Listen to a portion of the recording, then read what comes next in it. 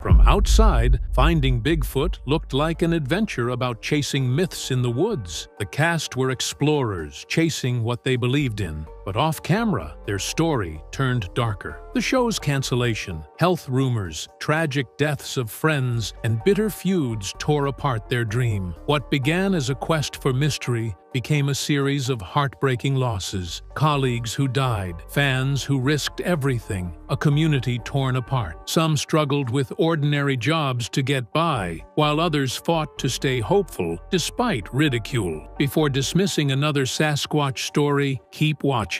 The truth behind Finding Bigfoot is more human and heartbreaking than you could imagine right now. And subscribe right now so you don't miss out on more. When Finding Bigfoot first hit television in 2011, it promised viewers what had always seemed impossible: that 4 dedicated researchers would finally prove Bigfoot's existence. Each week, Matt Moneymaker, Bobo, Cliff, and Ranae trekked through remote forests, following witness reports and setting up camera traps. The show's formula, night vision hunts, wood knocks, and howls, was repetitive, yet audiences tuned in anyway. Over more than 100 episodes, the cast never captured conclusive evidence of a Sasquatch, yet their camaraderie and enthusiasm made the series a cult hit. Even critics called it addictive, acknowledging the odd appeal. Off-camera, however, the search always ran up against the same wall. There was no Bigfoot to be found. Ratings eventually slipped, and, after a finale aired in 2018,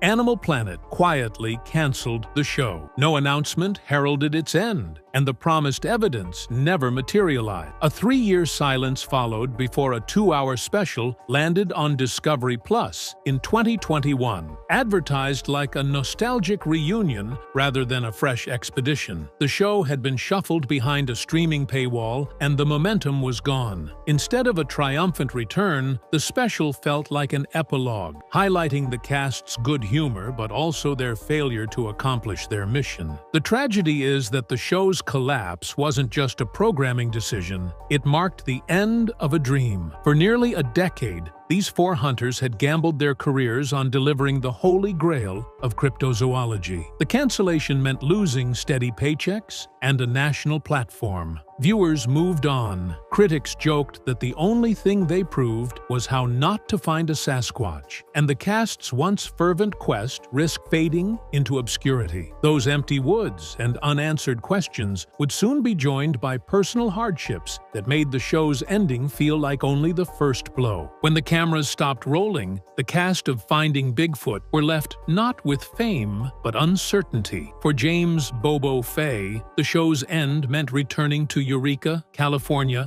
and working on commercial fishing boats and odd jobs to get by. Bigfoot research doesn't pay a salary. His income from the show had been his only steady support. He still co-hosts a podcast with Cliff Barackman, but a Bigfoot podcast doesn't pay the bills. Bobo's dramatic weight loss after filming sparked rumors that he was sick. In reality, he said his slimmer look came from exercise and a healthier lifestyle. The speculation underscores how even personal changes become fodder for gossip when you're tethered to a fringe hobby. Cliff faced the end of the show differently. Rather than return to his previous life, he doubled down on Sasquatch. In 2019, he and his wife opened the North American Bigfoot Center in Boring, Oregon. The museum displays casts of footprints, audio recordings, and film clips, and offers tours and even weddings. It keeps the legend alive but depends heavily on tourism, an unstable source of income for a niche subject. These reinventions underline a tragic reality. The cast loved their work, but there is no mainstream career path for tracking an unproven hominid. Without television paychecks, each hunter must scramble for stability, hauling nets on fishing boats, running small museums, or talking into microphones for free.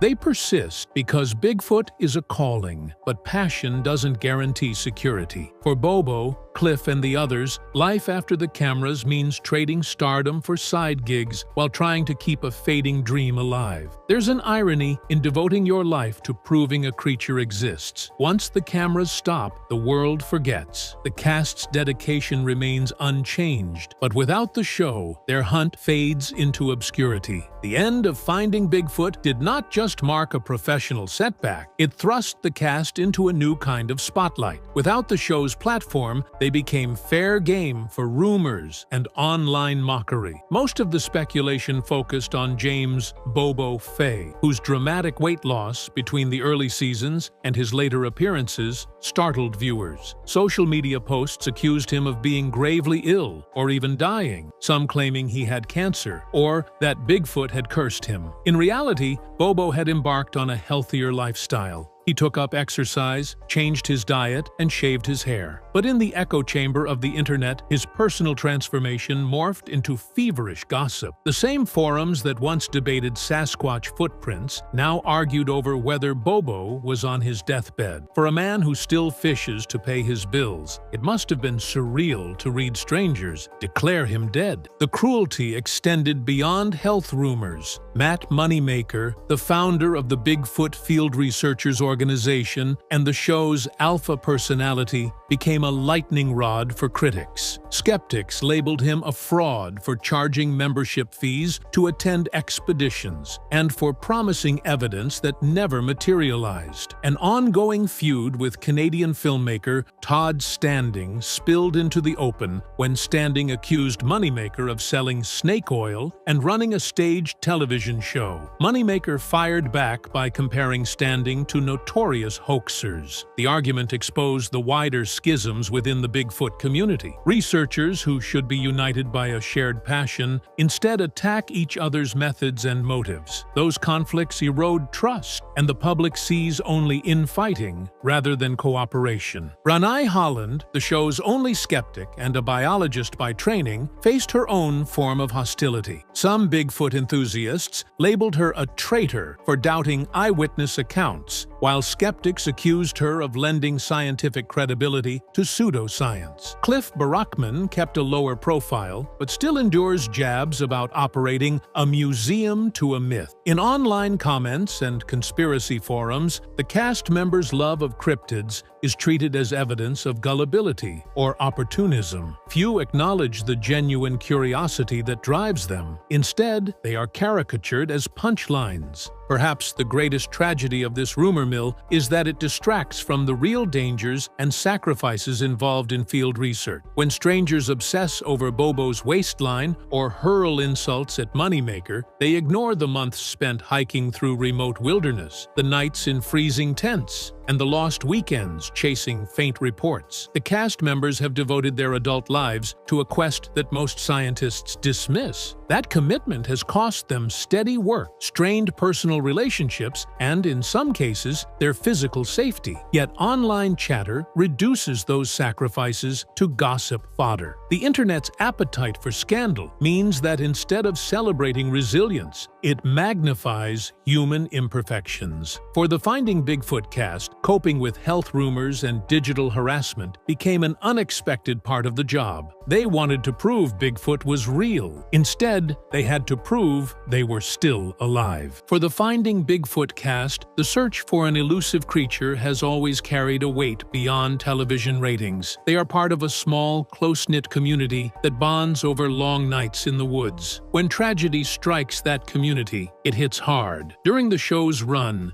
James Bobo Fay lost a dear friend and fellow Bigfooter named Manuel Solorio. In January 2012, Solorio, aged only 48, suffered a suspected heart attack while camping alone in the Pacific Northwest. He was out Bigfooting, following the same passion that had forged his friendship with Bobo. Years earlier, Solorio had witnessed a Sasquatch during a live radio broadcast with Bobo and researcher John Freitas. His death shocked the community. Bobo later said, "The loss served as a reminder that searching for Bigfoot is not just about thrills. It involves real risks, including isolation, extreme weather, and underlying health conditions." That same year, another tragedy struck when 17-year-old Riley Rawlins, the son of Bigfoot researcher Monica Rawlins, was killed in a car accident after a driver ran a red light. Though not directly linked to the show, Riley's death reverberated through Bigfoot circles. He had attended expeditions and shared his mother's passion, and his passing underscored how fragile life can be. These losses weighed heavily on the cast. As they continued filming, they carried memories of friends who would never again walk beside them in the forest. The dangers of the hunt became tragically clear again in December 2024, when 2 Oregon men died while searching for Bigfoot in remote Washington forests. After they failed to return on Christmas Eve, a 3-day search found their bodies near a wilderness road. Authorities ruled their deaths the result of exposure and poor preparation. The men had ventured into snowbound terrain without adequate clothing or supplies. Their story made national headlines because they perished chasing a creature many scientists insist does not exist. Critics called their deaths a senseless waste, but for the cast of Finding Bigfoot, it was a sobering reminder. The pursuit that defines their lives can be fatal. They have spent countless nights in similar conditions, often relying only on experience and intuition to stay safe. The tragedy reinforced the need for caution and preparation, and it underscored why some family members worry about them whenever they head into the wilderness. Yet death does not always come from the elements. In September 2025, the Bigfoot community lost perhaps its most respected scientist, Dr. Jeff Meldrum. A professor of anatomy and anthropology at Idaho State University, Meldrum lent academic credibility to the search for Sasquatch. He studied footprint casts, analyzed gait patterns, and engaged skeptics with evidence and logic. After a brief battle with brain cancer, he died at 67, leaving a void in both academia and the community of researchers who looked to him for guidance. For the Finding Bigfoot cast, his death was a personal blow as well. Meldrum had been a guest on the show and a mentor to Cliff Barackman,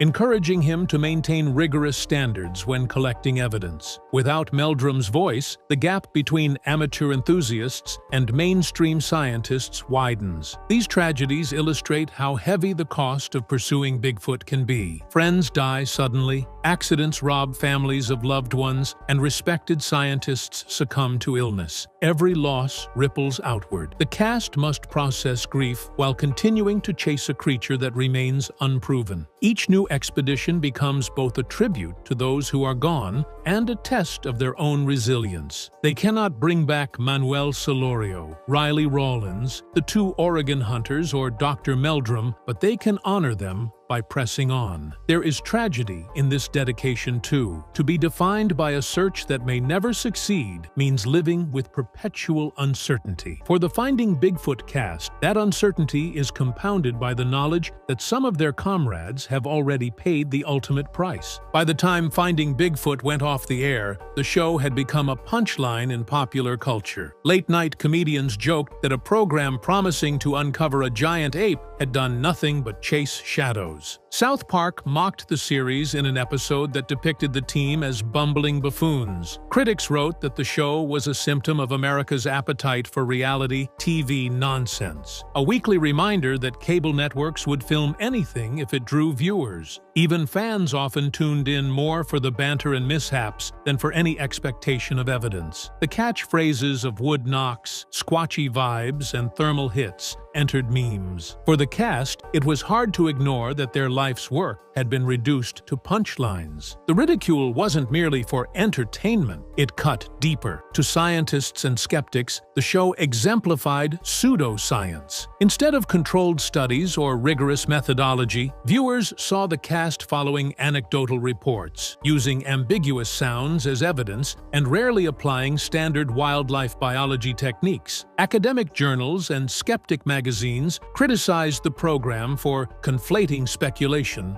with fact, arguing it misled audiences about the nature of scientific inquiry. Universities sometimes used Finding Bigfoot as a cautionary tale in critical thinking classes. Here is how not to conduct research. This stigma bled into the cast's personal reputation. Ranae Holland, despite being a trained biologist, found that her association with the show made some colleagues question her seriousness as a scientist. Cliff Barackman, who had built a career around studying footprints and hair hair samples discovered that mainstream science dismissed him as an enthusiast at best, a crank at worst. The pseudoscience label also had economic consequences. Sponsorships and speaking engagements dried up when companies feared backlash for endorsing fringe beliefs. Libraries that once hosted Bigfoot lectures withdrew invitations after complaints that they were promoting misinformation. Even the North American Bigfoot Center in Oregon encountered zoning battles and protests from locals who felt the museum exploited myths rather than educating. The cast learned that when you base your career on a creature most scholars deem imaginary, you risk being shut out of serious discourse. Perhaps most painful was the realization that public mockery can deter younger generations from taking up the search. Bobo, Matt, Ranae, and Cliff often speak about inspiring children to appreciate wilderness and follow their curiosity. But when Bigfoot research is framed as a joke, potential future researchers turn away. The cast endures jokes and skepticism because they believe the truth matters. But the ridicule fosters a culture where valid questions about wildlife and unexplained phenomena are dismissed outright. The irony is profound. A show meant to promote curiosity became a cultural shorthand for gullibility. That stigma is a burden they will carry long after the cameras stop. While ridicule from outsiders is difficult, the conflict within the Bigfoot community can be even more bitter. Finding Bigfoot cast members often found themselves embroiled in feuds with rival shows and fellow researchers. The most public spat erupted with the cast of the series Mountain Monsters. In 2015, Matt Moneymaker tweeted that Mountain Monsters was a scripted, fictional show and that its hunters were actors. The Ames team fired back, calling Finding Bigfoot the real hoax. The feud escalated, with both sides hurling insults on social media. Fans watched as cryptozoologists who claimed to seek truth instead attacked each other's integrity. The fight might have been entertaining to onlookers, but for those dedicated to the field, it was disheartening. Infighting damaged credibility and divided a community that was already marginalized. The conflicts weren't confined to social media. Over the years, Moneymaker has faced accusations of mismanaging expeditions and prioritizing profits over research. In one notable incident, a Florida man filed a defamation lawsuit against Moneymaker and a Bigfoot news site, alleging he had been insulted and falsely portrayed after attending a BFRO expedition. The case dredged up claims that the BFRO charged high fees for expeditions, promised evidence and delivered little, and dismissed dissenters as bad for business. Moneymaker and his supporters argued that he had only been protecting participants from unsafe behavior. Regardless of the truth, the case highlighted the tensions between commercial expedition organizers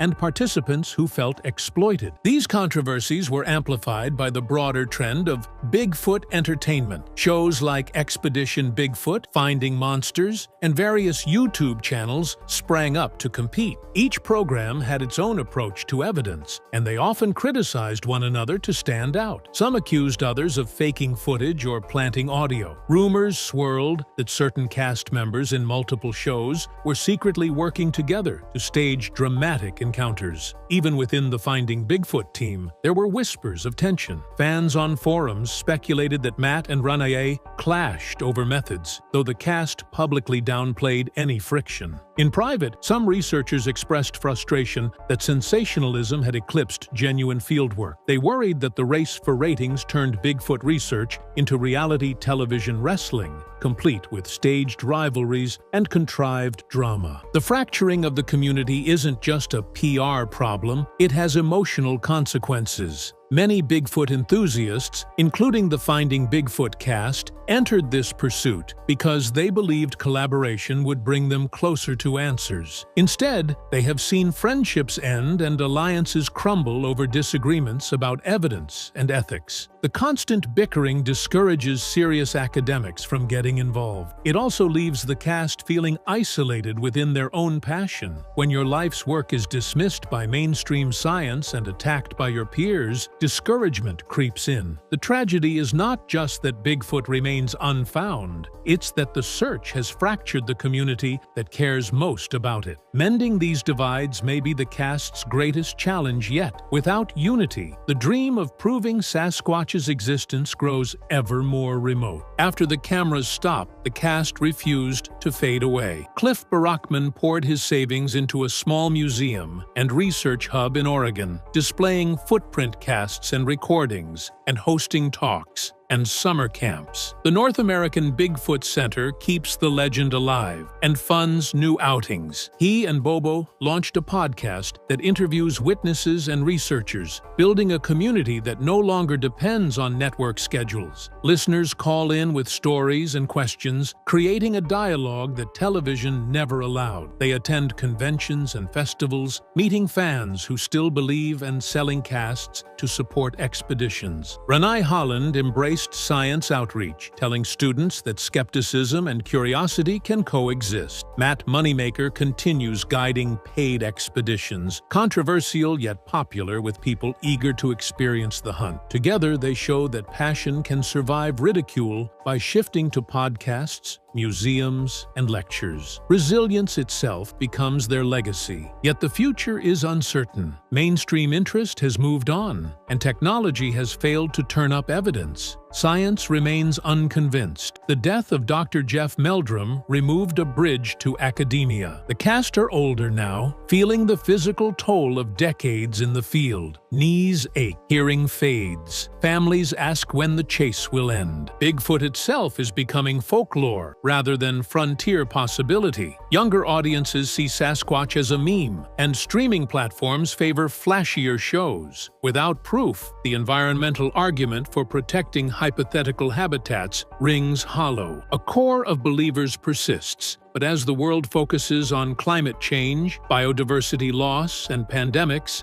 the cast must face that their life's work may remain unresolved and increasingly irrelevant. Loving a mystery that the wider world may have outgrown is its own kind of tragedy. Each season brings hope. Breaking news is shaking the Bigfoot community tonight. Former Finding Bigfoot investigator James Bobo Fay has stepped forward with a horrifying confession about footage that was never allowed to air, a creature he says was not Sasquatch, and a terrifying government encounter that left him unable to sleep for years. He claims there's a reason the show ended, a reason they were forced to remain silent, and tonight he's finally telling the story they tried to bury. Before we go any deeper, make sure you subscribe, because what he says next may never be televised again. Long before millions knew him as the towering, easygoing investigator from Finding Bigfoot, James Bobo Fay was simply the strange kid who never stopped listening to the woods. Born along the fog-choked coastlines of California, he grew up breathing salt air and cedar musk, spending more nights outside than in his own bedroom. Locals say he was always drawn to the places adults warned children not to go. Abandoned logging roads, forgotten elk trails, the dark corridors between redwoods where sunlight never quite reached the ground. While other kids traded baseball cards, Bobo collected cast-off hoofprints, strands of coarse hair, and recordings of screams that rattled through the branches at 3 a.m. It started early. At 9 years old, he woke his parents to tell them he saw something tall walking just beyond the fence line. They dismissed it as a dream, but the next morning, the fence posts were bent inward, like something had pushed its way into their yard instead of out. When Bobo tried to talk about it at school, teachers wrote it off as attention-seeking, but other kids whispered around him, "He saw it too. He's not lying." Their parents focused instead on the teeth marks found on livestock, the trees peeled bare 8 and 9 feet above the ground. Something was prowling the coastline, something huge. By 13, Bobo was volunteering on fishing boats, not because he loved fishing, but because he loved what he heard offshore. Echoes, moans, something knocking wood against rock in patterns that felt intentional. He filled cheap cassettes with those sounds and played them back late at night, staring at the ceiling, trying to decipher rhythms that felt like messages. His parents found the tapes and nearly threw them away, but Bobo begged them to stop. He wasn't just collecting weird noises. He was studying something. He grew into a reputation, not as a troublemaker, but as the one you talk to if you see something you can't explain. Hunters approached him with trembling hands, describing shapes bigger than elk, running silently on two legs. Hikers described feeling watched for miles. Some turned around only to see nothing behind them, but branches swayed like something tall had just moved. It didn't scare Bobo, not then. Instead, it fascinated him. He believed he was glimpsing a mystery most ignored.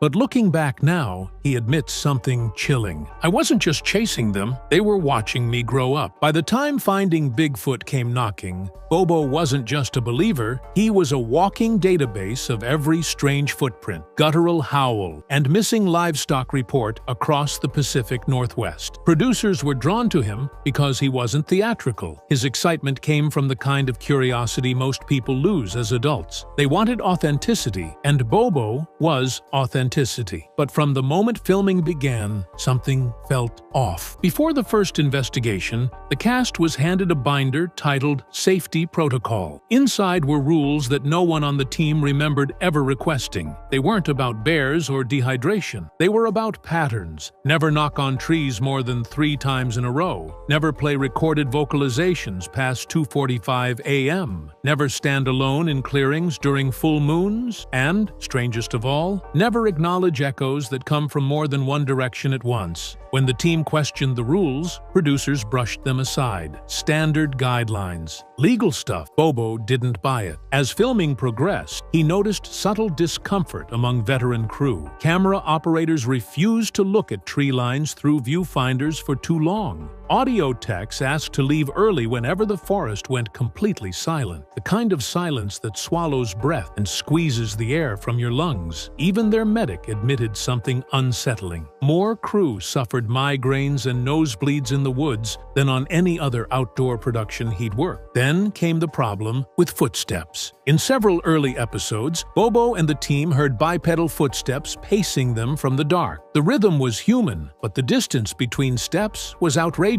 8 to 9 feet apart. When they tried to chase the sound, the steps would suddenly vanish, mid-stride, as if something stepped into nothing. Night after night, the footsteps circled them, always stopping just behind Bobo. He started turning around quickly, trying to catch something in peripheral vision. Sometimes he thought he saw a shoulder, sometimes eyes reflecting back. Producers encouraged him to push deeper. He enjoyed the attention, the travel, the thrill, until he noticed the patterns returning. Spiral bark stripping on trees, deer carcasses laid neatly side by side, missing bones. The same clicking noises he recorded as a child now echoed in forests hundreds of miles away. During a late-night campfire interview, Bobo slipped and mentioned those clicks. The director immediately cut the camera. 5 minutes later, the line was removed from the script entirely. Off camera, a producer leaned in and whispered, "Don't talk about the clicks." Not on television.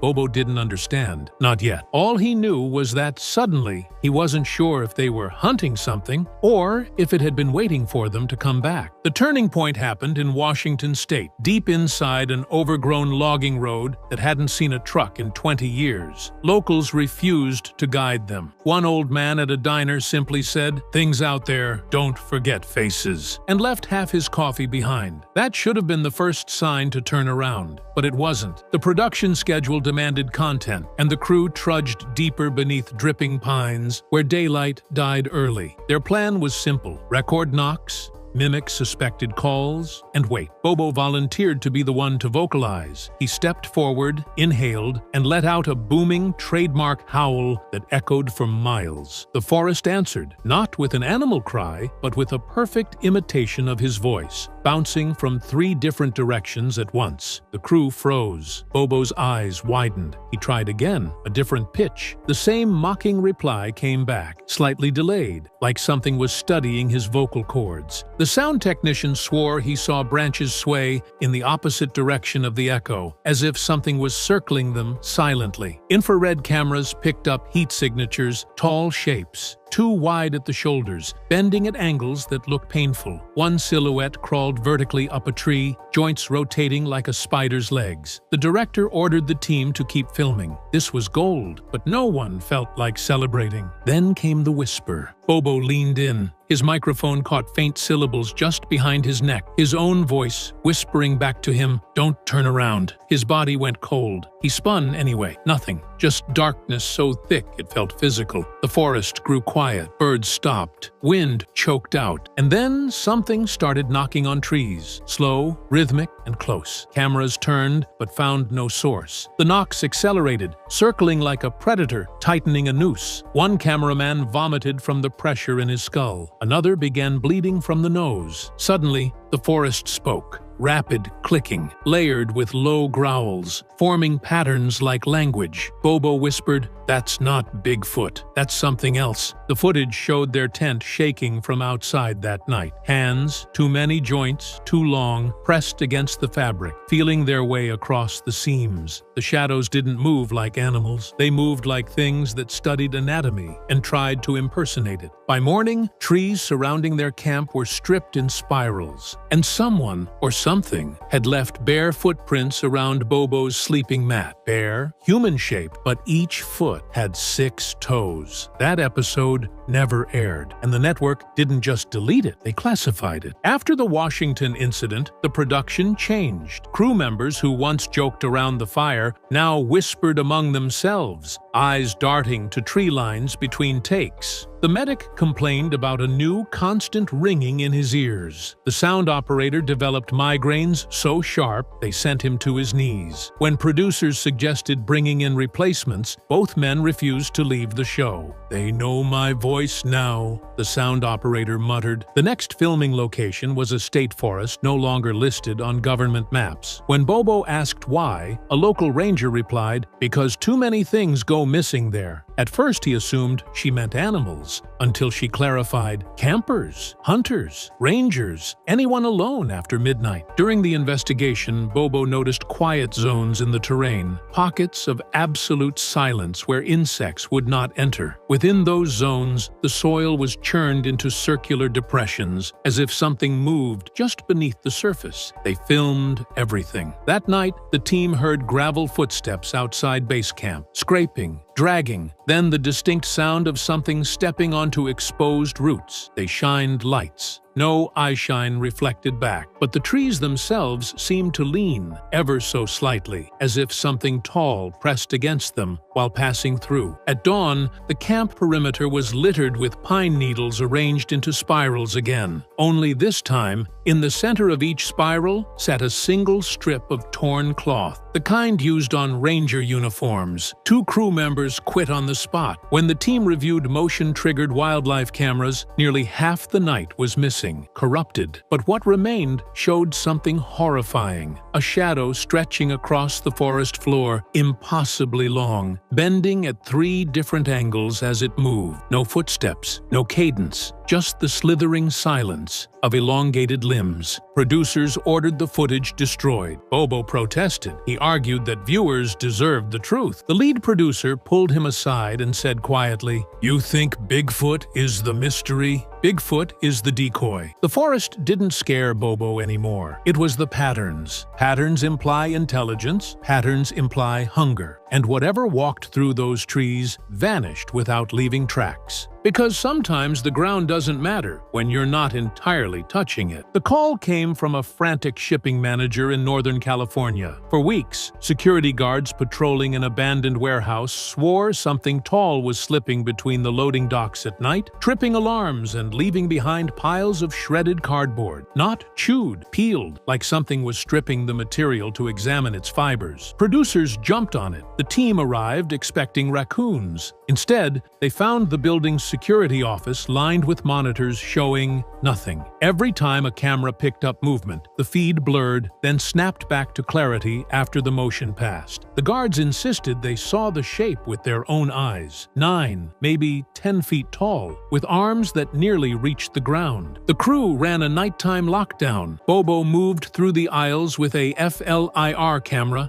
the kind that paints heat signatures like ghosts. Halfway down the corridor, the screen flickered. A tall, humanoid silhouette stood motionless between two pallets. Its body temperature was colder than the room. When Bobo leaned closer, the silhouette split, dividing into two smaller forms that scuttled in opposite directions, limbs bending sideways at the elbow, like insects, mimicking human structure. Audio captured a strange clicking dialect, layered, overlapping, too fast for a single throat. The sound tech whispered, "That's not language, that's measurement." Something was mapping the room. The crew panicked. Cameras shook. One runner tripped and screamed when something brushed past him. Not fur, but hard, like smooth bone. When they regrouped and reviewed the footage in the hallway, a pair of headlights flooded the building. Black windbreaker uniforms stepped out, badges without agency labels. No one smiled, no one blinked. They demanded the tapes. A producer tried to protest, but one of the windbreakers replied, "Unauthorized cryptid footage interferes with ongoing studies." He said it calmly, like reading a weather report. The crew was forced to sign temporary non-disclosure forms on the hood of an unmarked SUV. Bobo refused. He held onto a single SD card he'd palmed during the chaos, tucking it into his sock. The card contained 5 seconds of footage, the tall silhouette splitting into two. When he watched it later, alone in a hotel bathroom, he noticed something the others hadn't. Both figures paused and turned toward the camera at the exact same time. No breathing, no sway, just stillness and recognition. Before the episode could be edited, the network pulled the entire investigation, citing technical issues. Officially, it never happened. But Bobo saw the truth in that grainy footage. They weren't just hiding in forests anymore. They were walking indoors and learning human spaces. A week after the warehouse incident, Bobo returned home to the fog-drenched coast he'd always trusted. He thought distance would bring clarity. Instead, the silence felt watched. He began noticing small things first. Gravel disturbed near his porch, coastal crows avoiding his property, and, most unsettling, pine needles arranged in subtle spirals beneath his windowsill. He tried to reason it away, but spirals were patterns, and patterns weren't accidental. One evening, just after sundown, someone knocked on his door, not loudly, just once. A gentle, single rap, like a courtesy before a warning. Bobo answered, expecting a neighbor. Instead, a tall man in a charcoal windbreaker stood on the steps, hands folded, features forgettable. The kind of face you lose immediately after seeing. He smelled like cold metal. He didn't introduce himself. He simply said, "You have something that doesn't belong to you." His voice was steady, emotionless. Bobo felt an instinctive urge to slam the door. Before he could, the man added, "The footage." Bobo froze. He hadn't told anyone about the SD card. The man stepped forward, uninvited, eyes scanning the living room. Not curious, just confirming. He spoke in clipped phrases, like reading internal memos aloud. He said the creatures seen in the warehouse were not wild animals, nor cryptids. They were part of an observational anomaly, a term too clinical to comprehend. When Bobo asked if they were aliens, the man shook his head. "Not foreign," he whispered. "Local." He explained that the government's role wasn't containment, it was avoidance. They didn't want to stop the things. They wanted to make sure no one noticed them exist. Bobo asked the question that had haunted him since childhood. Why spirals?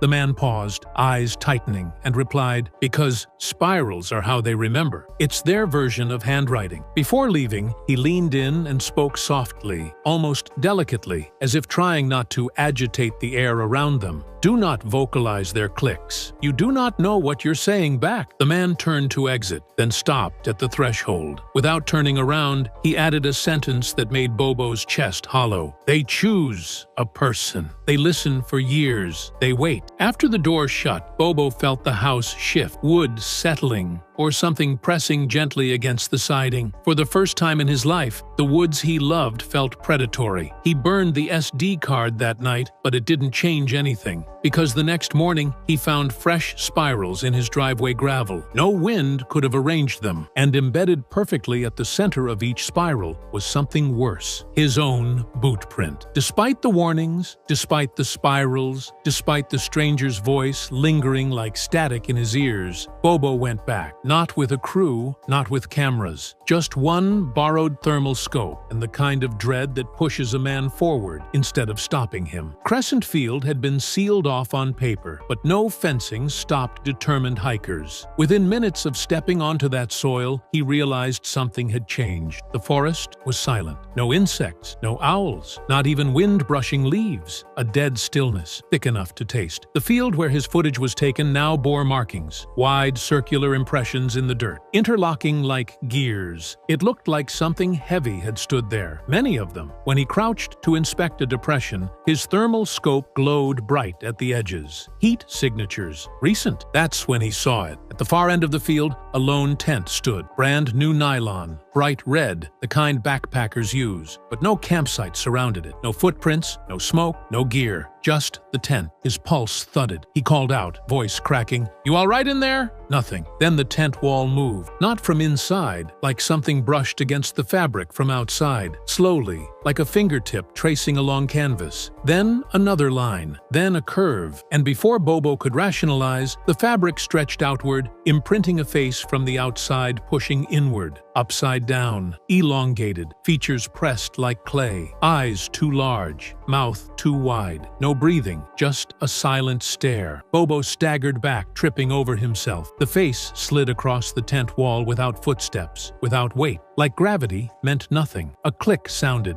First one, then a responding click from the tree line. The same communication pattern from the warehouse. The same rhythm that had followed him home. He fumbled with the thermal scope. The tent showed icy cold shapes clustering around it. Multiple figures. Thin, jointed, spindly. He watched as the face turned, tracking him, though no head should bend that way. The clicks intensified, overlapping, and suddenly the tent collapsed inward, like something had vacuumed the space out of existence. No tearing, no bursting seams, just gone. The clearing erupted with clicking responses. Bobo didn't run at first. He staggered, paralyzed, until a slow, heavy shift of branches overhead broke whatever spell held him. They were above him, watching. He finally bolted through brush, lungs burning, clicks following in perfect measured intervals, not chasing, tracking, recording. He didn't stop until headlights blasted through the trees. 2 black SUVs. Same man in the windbreaker. He stepped out, expression unchanged. "You shouldn't have come back," he said quietly. "When they see you twice, they don't forget." Behind him, agents moved without flashlights, like they already knew where every tree stood.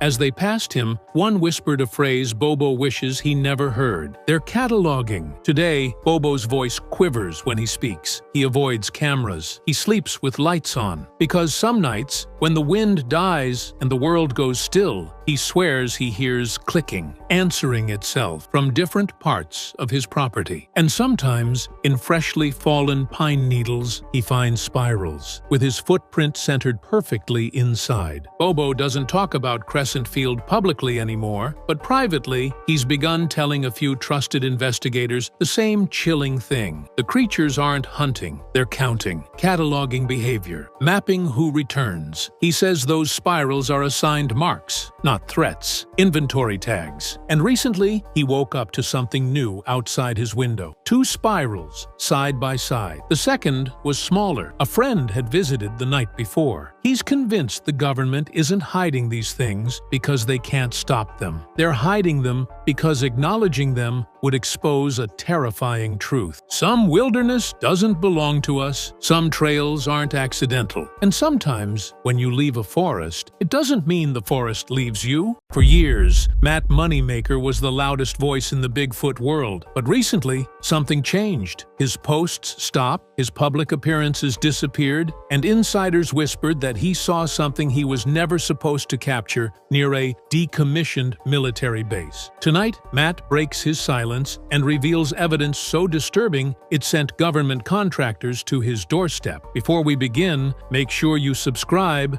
because what he's about to expose has never been acknowledged publicly and may explain why people near that base keep vanishing. Before Matt Moneymaker ever went public, before the TV cameras and the memes, there was a file in the the BFRO archive marked only with a red line and a date, 1997. It referenced a facility along the Pacific Northwest foothills called Fort Cinder Point. Official records say it was decommissioned after a fuel containment leak. Locals laugh at that explanation. According to them, the base never closed. It just went underground, literally. Rumors swirled among hikers and old loggers. Low-frequency sirens drifting through the trees, convoys of windowless trucks rolling through at night, and every couple of months, the forest going dead quiet. No insects, no birds, not even wind. To seasoned trackers, silence is more dangerous than noise. Those reports eventually landed on Matt's desk. At first, he dismissed them, until he noticed something unusual. Every witness described movement in the tree line, upright figures that dropped to all fours when light hit them. Not bear posture, not cougar behavior, something else. So Matt did what he'd always done. He followed the trail. Off-season, without his TV crew, without producers, just a thermal scope, audio gear, and his map marked with the locations of complaints. When he arrived near the base perimeter, he noticed something strange immediately. Two fences, one rusty and neglected, one new. Razor wire gleamed under moonlight. The woods surrounding the base felt wrong. Trees leaned inward unnaturally. Their trunks curved like they were bending towards something underground. Matt set his first recorder. 10 minutes later, he heard a faint metallic humming, steady, rhythmic, coming from below soil level. Ventilation, machinery, something operating where no facility should be. Then he found the tracks. 6 impressions in soft clay, each deeper than his boots, each spaced at distances only possible with powerful legs. The stride was too long for a human and too heavy for a bear. What chilled him most wasn't the depth, it was the subtle, inward turn of the toes, a primate trait not found in North American wildlife. Just as he knelt to document them, a distant double-tone siren pulsed through the woods. The trees trembled. For a full 5 seconds, everything obeyed a command he couldn't hear. Then the siren stopped, and from somewhere beyond the perimeter fence, something answered, not with a howl, but a low, layered vibration he felt in his ribs. Matt lifted his parabolic mic. Whatever was out there answered the siren in fluent rhythm, and it wasn't alone. Matt stayed crouched in the clay, breath shallow, eyes fixed on the dense tree line beyond the fence. The woods didn't move, not naturally. Instead, the shadows shifted in deliberate, measured intervals, like something was repositioning itself between trunk and darkness. Movement without sound. Predators don't announce their presence. They observe. He lifted his thermal viewer. At first, he saw nothing but heat ghosts, rabbit trails, residual warmth on rocks. Then,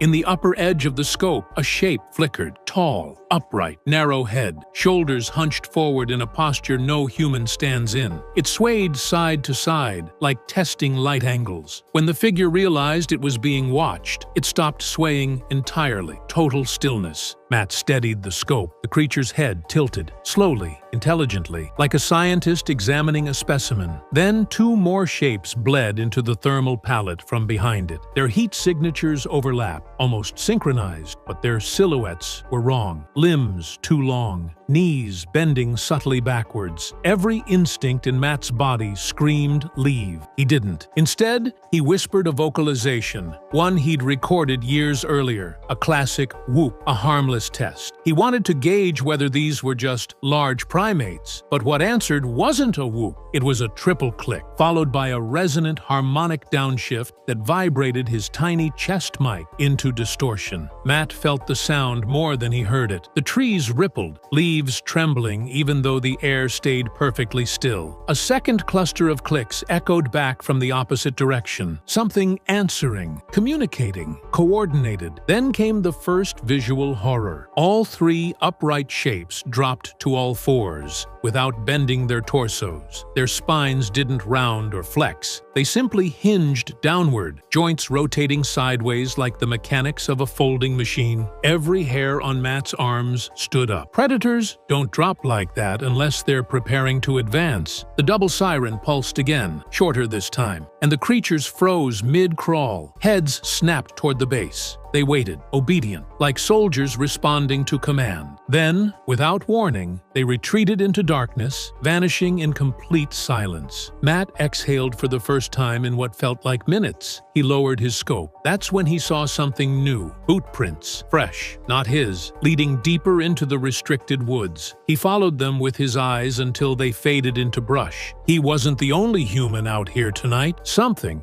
or someone, was tracking them, and he didn't realize the boot prints followed a perfect spiral path. Predators mark straight line. Researchers mark spiral. Something intelligent was cataloging, not hunting. Matt snapped a photo of the spiral boot pattern, heart hammering. Thick pine canopies swallowed the sky, letting only thin ribbons of moonlight touch the dirt. Something about the silence felt unnatural. Silence had intent. His instincts, not his curiosity, pulled him deeper. 20 minutes later, the boot trail led him to a low ridge overlooking a ravine. Matt expected more trees, more tracks. Instead, there was infrastructure, a rectangular concrete trench lined with steel rails, covered by slatted metal grates. Not military fencing, containment fencing. From below, cool air seeped upward like breath. He crouched. The grate hummed, pulsing faintly, as if something alive was exhaling heat from the earth. That's when he smelled it. Metal, rot, wet fur. He shifted the grate just enough to peek down. The ditch held several long, black sealed bags, body-sized. The plastic bulged around angular shapes, not smooth enough for human limbs. Some bags had scratch impressions pressed outward, enormous claws having buckled plastic. From the inside, a light flickered on behind him. "Don't move." The flashlight beam stabbed across his shoulders. Matt froze, palms open. A man in brown contractor fatigues approached. Not military, but military adjacent. He wasn't frantic. He wasn't angry. He was scared. "You shouldn't be here," the man whispered. His eyes darted toward the fence line, scanning the tree line, not for backup, but for watchers. Matt asked what was in the bags. The contractor didn't answer right away. He swallowed hard. "When the power cycles drop, they try to climb out. Your timing is incredibly unlucky." Matt pressed, "What are they?" The man sighed, slumping against the concrete edge. "They're not Bigfoot. They're not animals. They're subjects." He hesitated. "They aren't breeding. They're adapting." Before Matt could respond, a distant double-tone siren pulsed again. This time, the contractor flinched violently. "We triggered a sweep. If they see 2 heat signatures instead of 1, they coordinate differently." He shoved a folded map into Matt's vest. "There are tunnels. Don't stand near ventilation. Don't mimic their vocalizations. Don't talk if you hear clicking behind you. They listen first." Matt demanded more answers, but the man was already backing away. "Leave now," he said. "And if you wake up and find spirals around your house, don't run. Running means you're ready." The forest behind them rustled. Not branches, not wind. Something shifting downward, heavy, curious. Matt didn't wait. He ran. And as he fled across the ridge, the siren's echo followed him like a warning heartbeat, and something answered it from beneath the earth, tapping the grate softly in return. Tap.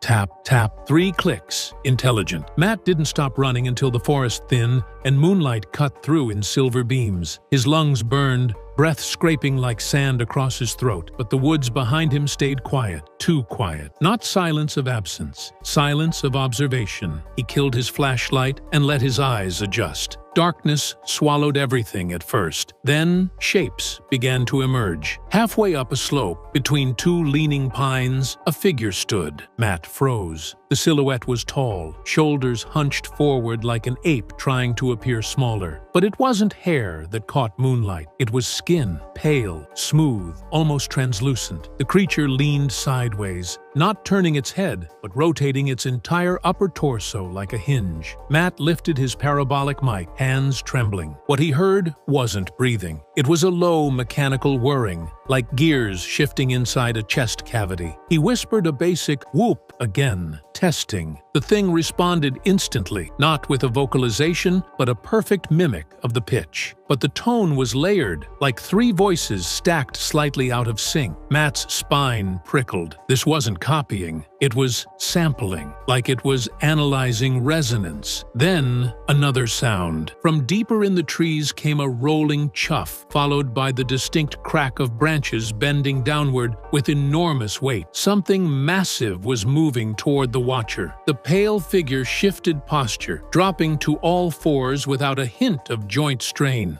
It turned its head last, a delayed rotation, as if its spine obeyed a different blueprint. Matt slowly backed away. Leaves barely rustled beneath his boots, but they responded. The watcher's head snapped toward the sound. No eyeshine, no blink, just shadowed sockets like recessed cavities. It stepped forward, once, twice, deliberate. Matt lifted his thermal scope, praying the lens wouldn't glint. Through the display, he found something worse than a body. Cold spots on its skin. Not hot like mammals, not uniform like fur. Segments of chilled tissue, arranged in repeating patterns like external armor had fused with biology. And then it blinked. Not vertical, not horizontal. Inward, like fleshy shutters closing from both sides. The branches behind it imploded inward with a crash. Matt swung the scope just in time to catch a second figure climbing down a tree. Backwards, limbs rotating beyond natural range. Its face never left his direction. Both creatures froze. Then, a third tone siren pulsed from the base. The watchers stopped advancing, heads twitching toward the sound in synchrony, responding, obeying. And every creature Matt had seen retreated toward the siren, like iron filings to a magnet. Through the quiet, Matt's recorder picked up a final whisper of layered breath. You shouldn't speak. Except Matt hadn't spoken. Something in the dark was speaking through his microphone. Matt didn't sleep when he got home. He dumped the audio file into his editing software and stared at the waveform. The siren pulse appeared clean, 2 perfect peaks. But the response from the creatures was a stacked series of frequencies, almost like layered piano keys struck in microscopic delays. That's impossible for biological vocal cords. He isolated the sound. It got worse. Hidden between the clicks were subharmonics, tones so low they shouldn't exist without machinery. Below them were overtones only primates produce. And beneath those was something else entirely, a faint metallic breathing, like vibrating metal plates expanding and contracting. It wasn't natural. It wasn't synthetic. It was both. He sent the file to his friend, an acoustic analyst who owed him favors. The reply arrived at 3:14 a.m. "Delete this! Now!" Matt called him. The analyst answered on the first ring, whispering like someone was in the room. "These aren't vocals," he said. "They're commands." The siren signals ground activity. The creatures respond with status codes. Matt's stomach hollowed. He asked what status codes meant. "They're reporting. Roll call. Something is checking where every unit is located during power cycle." Before Matt could speak, his friend cut him off. "Your microphone picked up something else. Not voice, pressure, like a throat that opens in 3 sections. And then the bombshell, I ran the spectrogram through pattern recognition. Someone else has been recording these since 1998. Every time there's a power outage near Fort Cinder Point, sightings spike. And those responses, they get faster, more coordinated. Matt asked if the analyst could send proof. "No," the man whispered. "My system crashed when I exported the files. Blue screens, then my webcam turned on by itself. Seconds later, the call dropped." Matt replayed his audio again. At the very end, so faint most human ears would miss it, was a new sound. A hollow tap, repeated slowly, 3 times, like knuckles against glass. He muted the speakers. The tapping kept going. It wasn't on the file anymore. It was coming from his window. Matt approached slowly, heart in his throat. Outside, just beyond the curtains, 3 long dents pressed into the condensation. Not fingerprints, not claws, more like indentation from teeth, and underneath them, drawn perfectly in fog, 3 vertical marks. The same cadence from the forest. Someone, or something, now knew where he lived. The morning after the tapping, Matt tried to ground himself in routine. Coffee, notes, emails, distraction. But when he opened his laptop, something was wrong. Every BFRO report within a 12-mile radius of Fort Cinder Point, dozens of sightings going back 20 years, had vanished from the database. Not deleted, removed from the index. He typed direct URLs from memory. 404, page not found. Then another glitch. When he searched Cinder Point, the autofill suggestion read,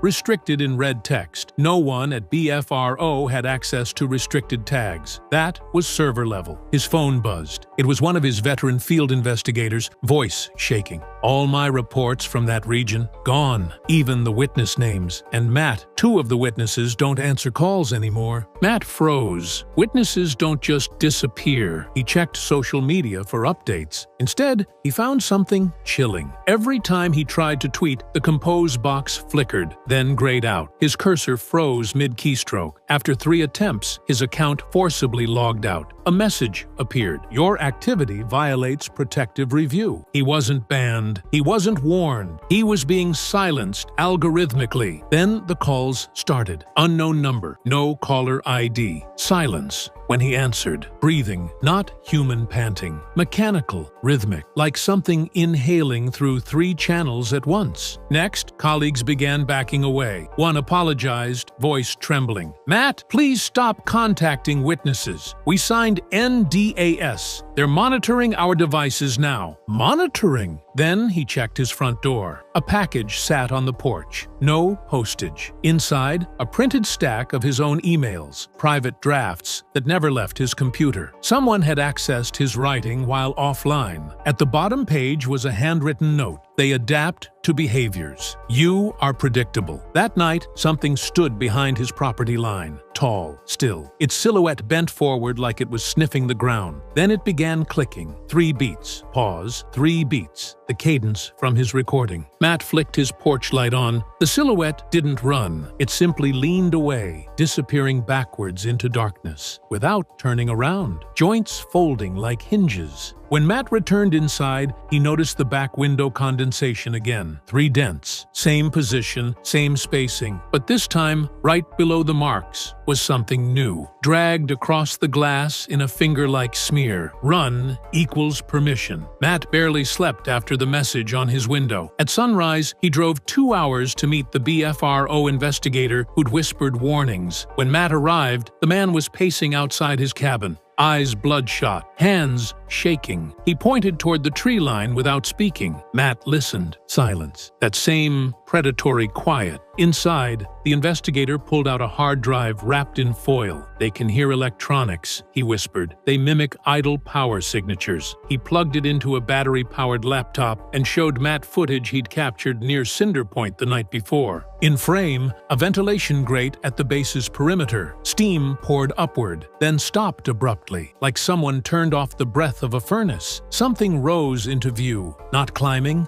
unfolding, vertebrae clicking into place with mechanical precision. Its skin was smooth, but webbed with darker grooves, heat diffusion channels. Then the video glitched. 3 black frames in a row, each frame showing the creature closer. Not walking, jumping frames in perfect still poses, like someone dragging it forward in time. The investigator slammed the laptop shut, sweating. It doesn't move when watched. It moves when observed. Matt didn't understand. The man clarified, they're quantum predators. Awareness restricts them. But the moment consciousness flickers, fear, distraction, they advance. Suddenly, the cabin lights flickered. Once, twice. That double-tone siren pulsed from miles away, faint but unmistakable. The investigator's face went white. The power cycle, he breathed. When the grid resets, they migrate. Outside, brush shifted, not like footsteps, like something passing through leaves without disturbing weight. Splits? Phase displacement? Matt didn't know. Then the investigator whispered, they're not breaking out, they're let out. Matt grabbed his gear, rushing for the truck. The siren pulsed again. Shadows stretched unnaturally long along the driveway. A silhouette leaned from behind a pine, torso bending further than bone should allow. It tracked them, not with eyes, but with sonar clicks bouncing off the truck's frame. They drove, hard. 15 miles later, multiple black SUVs blocked the road. Men in plain clothes stepped out, palms up. Not hostile, just tired. One approached Matt's window. We're not your enemy, he sighed. We're containment logistics. Matt demanded answers. The agent shook his head. They aren't aliens. They aren't animals. They're a rejected evolution branch. We kept them underground ground because surface radiation changes them. Matt's stomach turned. Changes how? The man's eyes dropped. They learn faster. He slid Matt a sealed envelope. Do not open this until the siren stops, and don't go home tonight. Then the agent leaned close, voice barely audible. You weren't supposed to record the return sequence. Matt froze. Return? Surface harvest, the man corrected. They don't hunt individuals. They collect patterns. As Matt pulled away, he noticed marks on the SUV's windows. 3 vertical streaks. Condensation dents matching his own, not teeth. Mapping points. When the siren finally faded,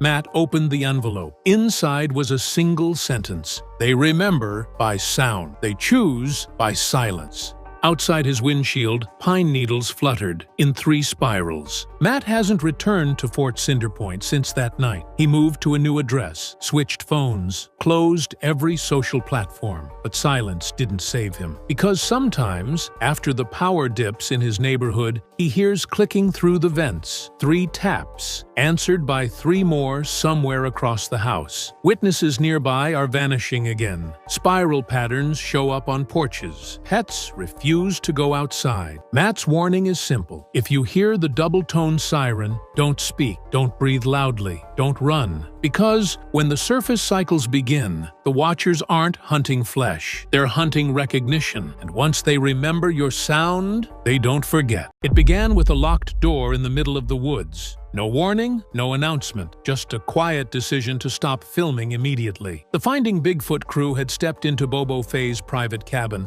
looking for equipment and tracking notes. What they found instead stopped production cold. Inside that room were photos, samples, and a recording so unsettling that staff refused to stay overnight. Some still refuse to talk about it. Today, we uncover what was inside Bobo Fay's cabin and why filming instantly halted. James Bobo Fay was more than just the tall, laid-back tracker on Finding Bigfoot. He was the one who walked into the darkness first, the one producers trusted to stay calm when others backed away. Fans remember him for his humor and those reenactments where he played the Bigfoot to scale height for the camera. But off-camera, Bobo carried years of private encounters he rarely spoke about, ones that shaped the reason he built his cabin deep in the forests of Washington state, far from main roads, deep past logging trails, where even cell signals fade to static. The cabin started as a storage point for plaster casts, scent lures, thermal gear, and old field journals. Over time, it became a personal research space, a place where he could gather evidence without interference from production timelines or TV editing. Only a few crew members were ever allowed to step inside, and even then, only when he was present. Multiple staff described the cabin as organized chaos, maps pinned on walls, plaster molds of tracks stacked in the corner, unlabeled containers sealed tight. But one recurring pattern stood out. Several notes taped around the workspace read, "Trust what you hear before what you see." During interviews, Bobo often joked that Bigfoot likes to stay just one ridge ahead of humans. But one producer later admitted he spoke differently when the microphones were off. He avoided specific mountain names, he refused to camp alone after 2014, and he once told a sound tech that if anything ever happened to him, don't go into the back storage area, leave it closed. That remark was dismissed at the time as superstition. What the crew didn't fully understand was that this cabin wasn't just a workshop, it was a vault, a place he kept items and data that had never been filmed,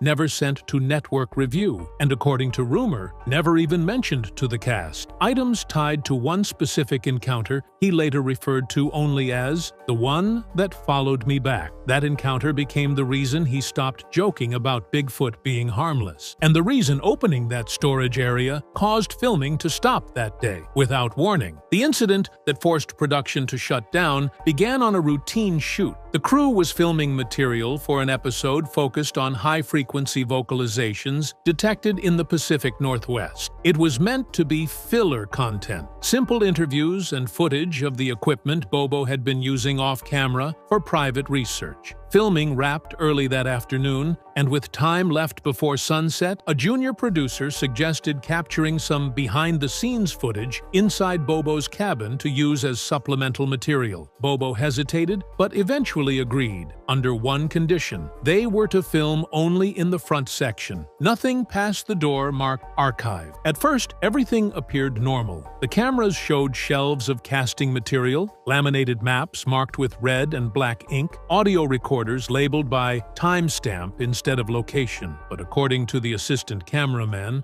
while adjusting lighting near that back door, he noticed something odd: deep scratch marks running down the wooden frame. Each mark appeared intentional, jagged, and unevenly spaced, like claw rakes. Yet, no bear in the region would leave marks that narrow or at that height. The highest scrape reached nearly 8 feet. Ignoring protocol, one crew member lightly pressed his ear against the door, as if expecting sound. He later told production staff he heard a faint rhythmic thud, like slow, heavy breathing. Moments later, a muffled metallic clink came from inside, causing several team members to step back instantly. Someone asked if there was loose gear stored inside. Bobo's reaction was immediate and out of character. His relaxed demeanor dropped. His voice changed. He said firmly, "Stop filming, now!" The cameraman tried to maintain coverage, thinking the moment was genuine and valuable. Bobo walked directly to the equipment rig, lowered the lens, and repeated the order louder. Crew members reported a noticeable shift in tone, from irritation to genuine fear. Filming ceased that moment. All lights were shut off. No one questioned him. Minutes later, without explanation, the director ordered the unit back to base. That footage never aired, and the door to that archive remained closed until one crew member returned alone. Later that night, while the rest of the team regrouped at the production lodge, one crew member, a field tech named Daniel Marks, quietly slipped away. He was relatively new to the show and had a background in electronic surveillance. What bothered him wasn't the scratching on the wood or Bobo's unexpected reaction. It was the sound he believed he heard from behind that door, a slow, dragging movement followed by 3 deliberate impacts. As someone trained to isolate waveform disturbances, he wasn't convinced it was mere coincidence or an animal shifting in stored gear. He claimed, "Whatever was in that room, it reacted to us." Daniel returned to the cabin after dark. He took only what he needed: a handheld audio scanner, a parabolic mic, a thermal imaging camera, and a small GoPro tucked discreetly in his jacket. He parked his rental off-road, hiked back alone, and entered through a rear maintenance door he had noticed earlier. At approximately 11:42 p.m., according to later metadata analysis, he powered up his GoPro and began sweeping the room. Initial readings were unremarkable. Temperature stable at 61 degrees Fahrenheit. No abnormal EMI spikes. But when he approached the archive door, the equipment began malfunctioning. His thermal scanner switched to static, then froze on a bright, undefined silhouette just inside the doorway, unmoving, without heat fluctuation. His audio scanner recorded a low-frequency pulse. It repeated every 6 seconds. That's when he realized the breathing wasn't a hallucination. Against every safety protocol, Daniel unlatched the door and pushed it open just 2 inches. Inside, only darkness. But his GoPro captured something visually distorted, a shadow shape suspended at shoulder height, not attached to floor or ceiling, just still. And then, slowly, it tilted. The door slammed shut from the inside with enough force to break the lower hinge. Daniel fled instantly, abandoning most of his gear. His phone location tracker pinged his sprint back to the vehicle at speeds he later claimed he didn't think were physically possible. He never returned to set. The next morning, he resigned via email. 3 sentences long. The final line read, "Do not let anyone open that room again. It isn't empty." At sunrise, 2 senior crew members arrived at the cabin under direct instruction from executive production. Recover the equipment, secure the building, and leave immediately. They were told not to touch the interior door. They were also told not to ask any questions. It should have been straightforward. Grab Daniel's abandoned gear and go. But both men reported the same anomaly before even stepping inside. Complete silence. No insects. No birds. No distant wildlife. In the middle of an Oregon forest at 7 a.m., Nothing. One of them later described it as the kind of silence your brain mistakes for noise. Inside,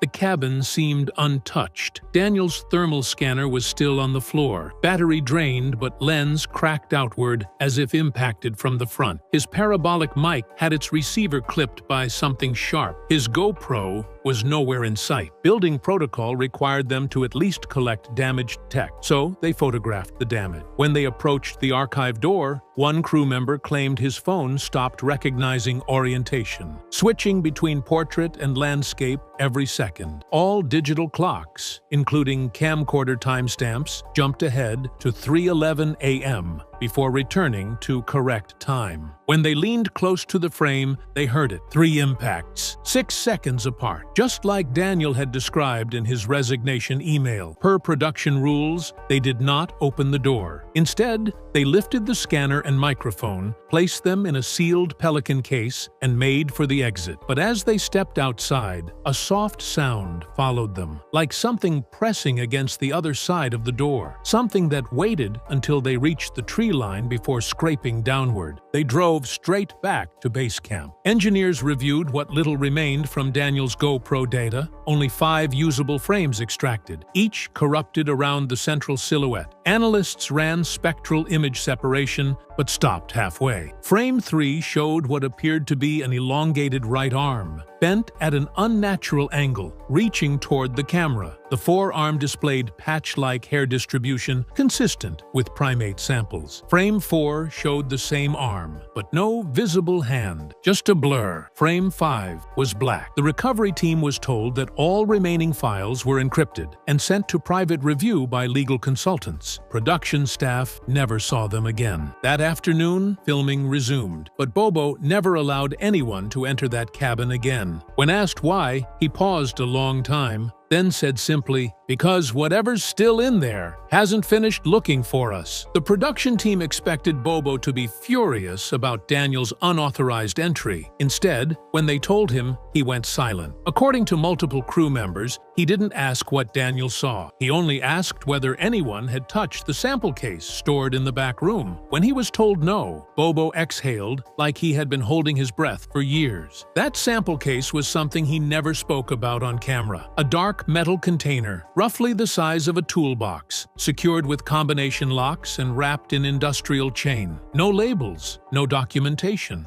He was rumored to store hair samples from unverified encounters, as well as soil, bark scrapings, and scent detection cloth used in off-grid tracking. But according to one former producer, none of those were why he built the cabin. He built it because of a night in 2012. During a private expedition in Clackamas County, Bobo experienced what he later referred to as the following. He and 2 local trappers camped at the base of a ravine known for reports dating back to the 1950s. Around 3:17 a.m., they were awakened by rhythmic footsteps circling the tent. Not running, moving slowly, calculated, each pass closer, each loop tighter. The trappers believed it was a black bear and urged him to fire a warning shot, but the footsteps stopped the moment he reached for his weapon. In the silence that followed, one of the men whispered he could see a silhouette outside the nylon wall, taller and narrower than any animal. Long forearms, head tilted downward, studying them. Bobo later described it as a deliberate stare, not threat, not curiosity, more like recognition. At dawn, they followed prints along the ridge, 17 impressions in volcanic soil, each measuring nearly 18 inches, but with a stride inconsistent with known primates. The ground pattern suggested something moving on 2 legs, then shifting weight mid-stride as if deciding whether to drop to 4. That could not be explained. That day, Bobo retrieved a set of fibers caught on a broken branch 8 feet high. They did not match bear, elk, or any catalog species. He never submitted them for public testing. He never spoke about that night on Finding Bigfoot, except once, off-camera, to a sound tech, he said, "That's why I built the cabin. Something followed me back." I don't think it ever went home. The sample case remained sealed until the day production tried to film inside that cabin. That was the day they learned some things are found, because they're meant to be. Following the recovery from Bobo's cabin, the production team quietly requested a secondary analysis of the damaged gear before turning it over to legal. Only 3 people were present during that late-night review: the lead audio engineer, a digital forensic specialist, and a producer who had been with the show since season 1. It was never formally logged. They connected Daniel's parabolic mic receiver directly to an isolated workstation, bypassing standard interfacing software. The file appeared corrupted, timecode scrambled, but one short segment remained partially intact. The waveform displayed an unusual structure: intermittent frequency spikes, layered across 3 distinct decibel ranges, as if 3 separate sources were captured overlapping one another. Upon playback, it began with forest ambience, light wind, branches creaking, then 43 seconds of silence. Not audio silence, but total suppression. Even ground vibration faded from the spectrograph. The engineer compared it to sound being removed rather than not recorded.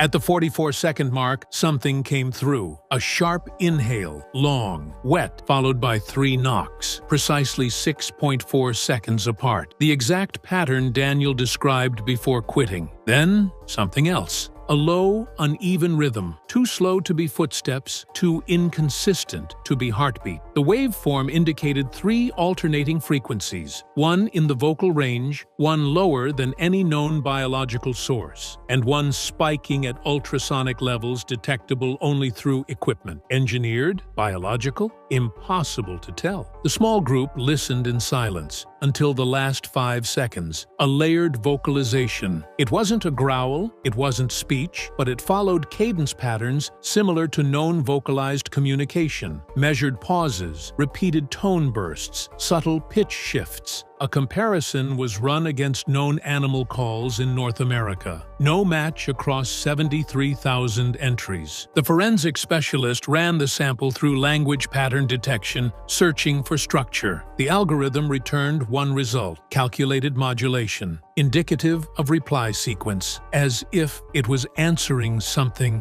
Then came the final sound, a scraping, metal against wood, cutting across the door frame. 2 seconds in, the frequency pattern matched interference from a tuned microphone rubbing against dried timber, but the mic was located 3 feet from the frame, untouched. The engineer stopped the playback immediately. Everyone in the room agreed on one thing: the audio was never to be archived. The file was marked for deletion, but before wiping it permanently, the forensic specialist ran a spectral visual analysis for her notes. In the lower frequencies, layered just beneath the ambient level, was a faint outline, a vertical formation, broad shoulders, narrow waist, one elongated appendage. It appeared static for most of the recorded sequence, until the final half-second, when it tilted its head. After they erased the file, the producer wrote a private memo. If that wasn't human, then it was aware we were listening. They never spoke of it again. After the audio review, production quietly enacted what crew members later referred to as containment protocol. No visitors, no secondary inspections, no equipment allowed within 50 feet of Bobo's cabin. The location, once used for scouting trips and gear prep, was designated off-limits. Even night vision teams avoided passing near it after dark. The official reason? Structural instability. The real reason?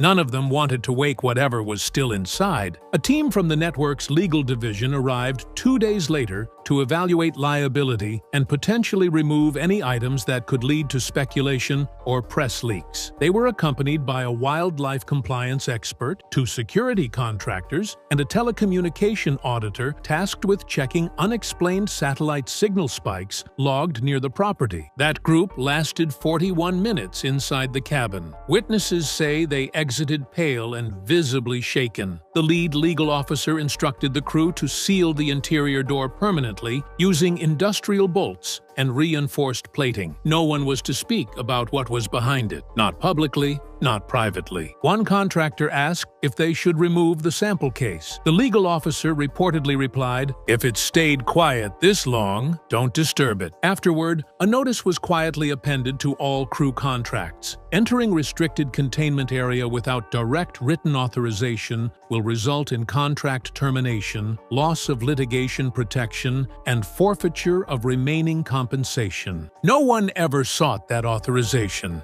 Months later, while filming in Arizona, one producer claimed Bobo casually acknowledged the situation off camera. He didn't deny what was found. He didn't elaborate. He just said, "The cabin was never meant to keep anyone out. It's meant to give whatever it was, a place to wait." Then he looked at the ground, and for the first time in the show's history, the man who chased the unknown didn't want to talk about it anymore. Production officially banned filming near that property from that day forward. Unofficially, some believe they didn't ban it to protect people. They banned it to avoid giving whatever was inside a wider audience. 2 weeks after production quietly halted work around the cabin, the network's executive division assembled what crew members later called the Deep Scrub Team. Unlike previous investigators, this group arrived without cameras and without conversation. Their roles were never listed on call sheets. One was a legal advisor, one an audio specialist familiar with signal anomalies, two appeared to be private contractors, and the last wore no visible identification at all. Staff reported that he never spoke and wore ear protection the entire time. The team reviewed the audio inside a reinforced editing suite. When it reached the 47-second mark, the moment where the original field team believed something responded, the lead analyst paused playback. He reportedly asked if the crew was certain that what they recorded was behind the wall. The audio tech said yes. The analyst answered, "If it came from inside, it means it knew there was someone outside." After that statement, all copies were flagged. The external backup servers were physically disconnected. A technician watched as a portable drive was sealed inside a black polymer case with no marking except a numeric code. That case left the property in unregistered transport. No crew ever saw it again. The cabin was officially marked unusable for field operations. Unofficially, every crew briefing afterward included a quiet warning. No one approaches that structure alone. Filming resumed states away, but the tone shifted. Jokes stopped during night investigations. Scripts avoided references to finding real evidence. Months later, during an off-record dinner, a junior producer asked Bobo if what they heard was truly a primate call. He didn't laugh it off like he used to. Instead, he kept his head low and said slowly, "It wasn't from something out here, it was something that belonged down there." When asked what he meant, he only clarified one thing. Some locations aren't hiding things, they're holding things in place. Years passed. The topic of the cabin became ghost talk among crew who had left the show. The current staff reportedly aren't even told its location. A few locals claim they've seen the sealed door still intact, weathered, rusted, covered in moss. Some say if you walk by at night, you'll hear nothing at all. Others say the silence feels like it's listening back. At a small regional convention years later, someone asked Bobo if he ever found undeniable proof of Bigfoot. He looked up only briefly before answering, "I found something once. It wasn't Bigfoot, and I hope it never finds me again." He ended the talk early. The cabin has never been reopened, not because of what they discovered, but because nobody wants to find out if it's still in there, waiting. Bobo Fay has spent more nights in the deep forest looking for Bigfoot than almost anyone alive. He is not a researcher or a scientist or a television presenter. He is a woodsman whose physical size, whose fieldcraft, and whose instinctive understanding of the terrain he works in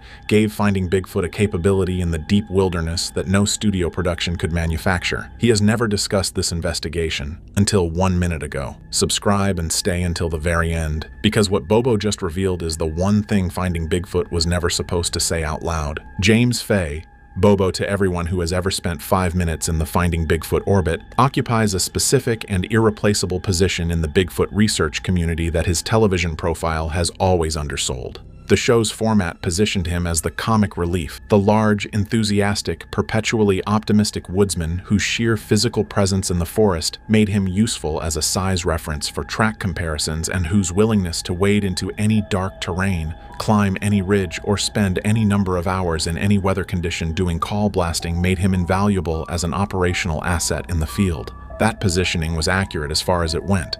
What it did not capture, what the 11 seasons of Finding Bigfoot's broadcast record only occasionally surfaced in ways that the audience could fully register, was the depth of the fieldcraft and the accumulated experiential knowledge that Bobo brought to every investigation the show conducted. He did not come to Finding Bigfoot as a television personality who happened to be interested in Bigfoot. He came as a man whose relationship to the forests of the Pacific Northwest and the broader North American wilderness had been built across decades of sustained presence in exactly the environments where the evidence for Bigfoot's existence is most concentrated. He understood those environments in the specific, practical, embodied way that only extended time in them produces. He read the terrain, the weather, the wildlife behavior, and the physical evidence of large animal presence with the instinctive accuracy of someone whose survival in those environments had depended on that reading. That understanding gave Bobo's assessments of the physical evidence the team encountered a credibility that the show's format did not always give him the space to fully articulate. When Bobo said something was significant,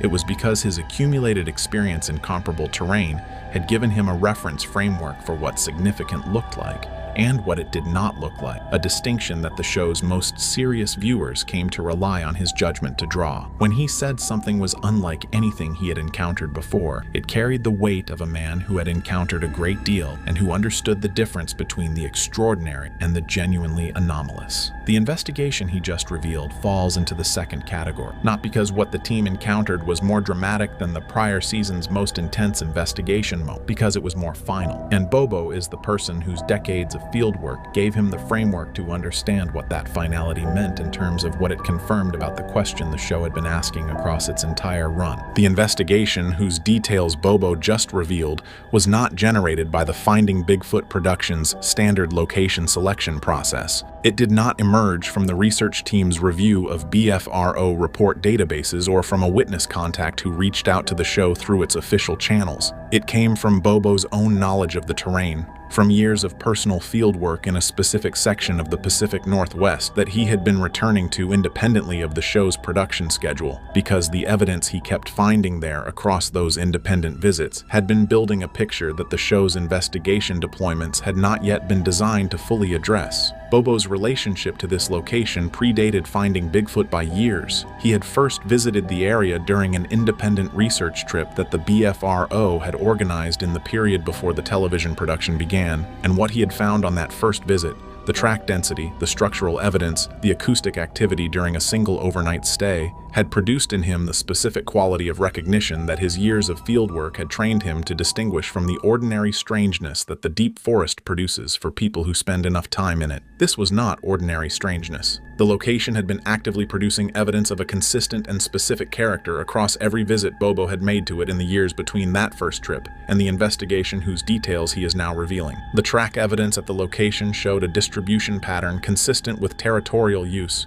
rather than transient passage. Impressions in the soft ground of the creek systems and the forest floor, whose concentration in specific areas of the location indicated regular, repeated use of defined corridors rather than the random distribution that passing wildlife produces. The structural evidence, the tree manipulations, the branch constructions, the specific arrangements of natural materials that Bobo's fieldwork had given him the reference framework to assess, showed a sophistication and a consistency across the location's most active areas that his accumulated experience placed in a category distinct from anything the surrounding wildlife was capable of producing. And the acoustic environment of the location, the specific quality of the sounds the night produced when Bobo had spent overnights there on his independent visits, was something he has described in the limited prior references he has made to the location as the detail that kept bringing him back. The forest at this location sounded different, not frightening, not unusual in the ambient sense of a new environment producing unfamiliar sounds. different in the specific way that a place sounds when something in it is listening. Bobo's account of what he communicated to the Finding Bigfoot team in the period before the investigation was deployed at the location is one of the most significant elements of his reveal, because it establishes the specific expectations the team brought to the investigation and the relationship between those expectations and what the investigation actually produced. He did not build the team's anticipation by describing the location in dramatic terms. Bobo's communication style in the field is practical rather than theatrical. He describes what he has seen and what he has found and what his assessment of those things is, without the performative enthusiasm that the show's broadcast format sometimes wrapped around his contributions. What he communicated to Matt Moneymaker and the rest of the team in the pre-investigation briefing was exactly that, a practical, specific account of what his prior visits to the location had produced and what his assessment of that evidence suggested about the nature of the presence at the location. He told them the location was occupied, not visited, not transited, not the temporary range of a single individual. Occupied in the sense that his understanding of the territorial behavior patterns the prior evidence indicated suggested a resident population whose use of the location was consistent, established, and organized around the specific terrain features that his visits had identified as the focal points of the area's anomalous activity. He told them the physical evidence at those focal points was of a quality he had not encountered at any other location in his years of field research. The combination of track evidence,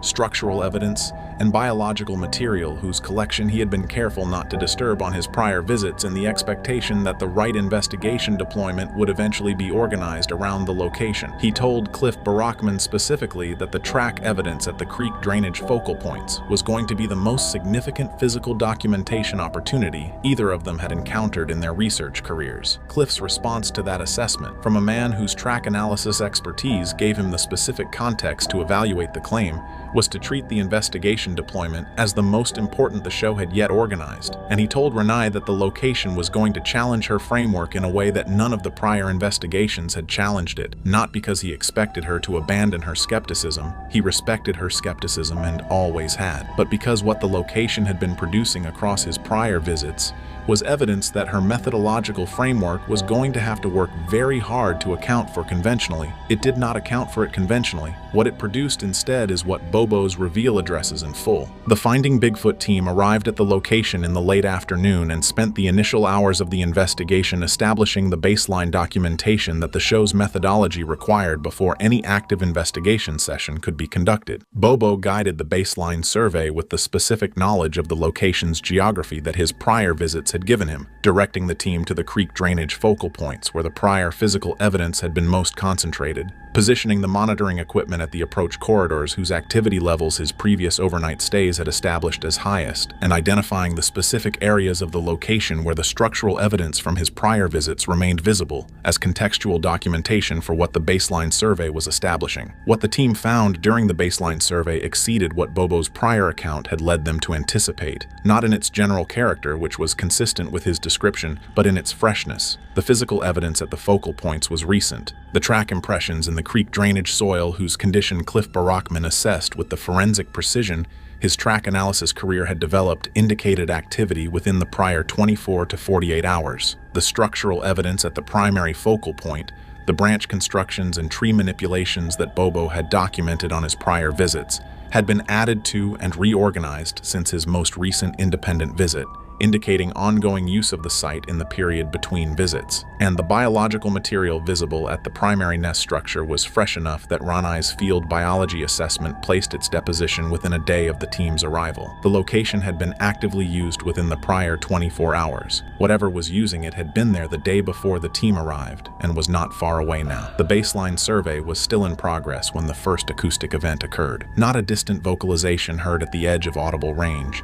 a close, structured, directional sound that the team's audio equipment captured with a clarity that the prior season's acoustic documentation had not produced, and that Bobo identified immediately from his prior overnight experiences at the location as the specific sound the forest made when whatever lived there was acknowledging the presence of something new in its territory. The forest was not alarmed. It was paying attention, and it had been paying attention since before the team completed their first hour on the ground. The first night of the investigation produced evidence that Cliff Barackman subsequently described as the most evidentially significant single night's documentation in the Finding Bigfoot production's history. Track evidence documented at 4 separate locations within the investigation area during the active investigation session. Acoustic responses to call blasting that Matt Moneymaker assessed as coming from multiple independent sources at distances and from directions consistent with a coordinated response rather than individual territorial reaction, and thermal signatures at the tree line of the primary focal point that the cameras tracked for extended periods without resolving into any wildlife species whose behavior pattern matched what the monitoring documented. The second night was when the investigation moved from extraordinary into the territory, whose details Bobo has been carrying since the investigation concluded. The camp had been positioned at the edge of the primary focal point area, a deliberate decision whose logic was to put the investigation team in close proximity to the location's most active zone overnight, rather than at the distance that standard safety protocols might have suggested. Bobo's prior overnight experience at the location had informed that decision. He knew the active zone's nighttime character from his independent visits, and his assessment was that proximity rather than distance